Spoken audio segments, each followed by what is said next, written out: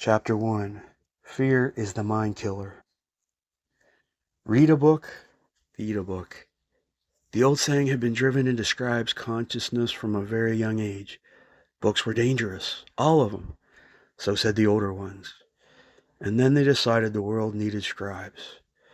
Apparently, irony was perfectly safe, as long as it wasn't in book form. Everyone had a story. An ant who had stumbled on a paperback. Maybe it had been emblazoned with demonic images of a shirtless man gazing deeply into the eyes of a bare-shouldered maiden.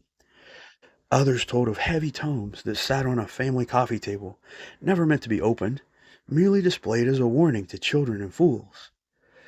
The worst were the memoirs, toxic volumes passed from hand to tainted hand, insidiously whispering promises of shared experience and mutual understanding, lessons learned and acceptance achieved.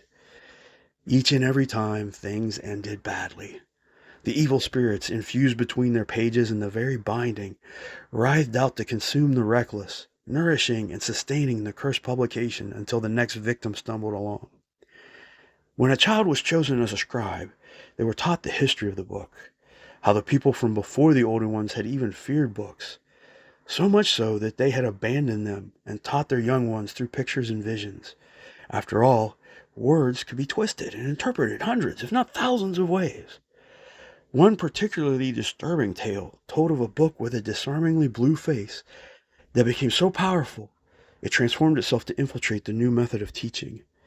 In time, its static pictures were joined by moving pictures. In its final stages, the ability to generate completely new books, untouched by human hands, unleashed demons across the world. It had woven itself into nearly every aspect of daily life before the old world unraveled. Humanity had very nearly ended in the tentacles of the books it hadn't written. Now there were scribes to prevent such a terrifying process from happening again. Reading and writing were only for record keeping, news postings, and obituaries.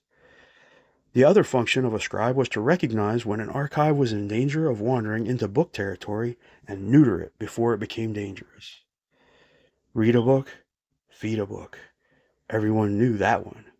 Scribe had written a book. Now what?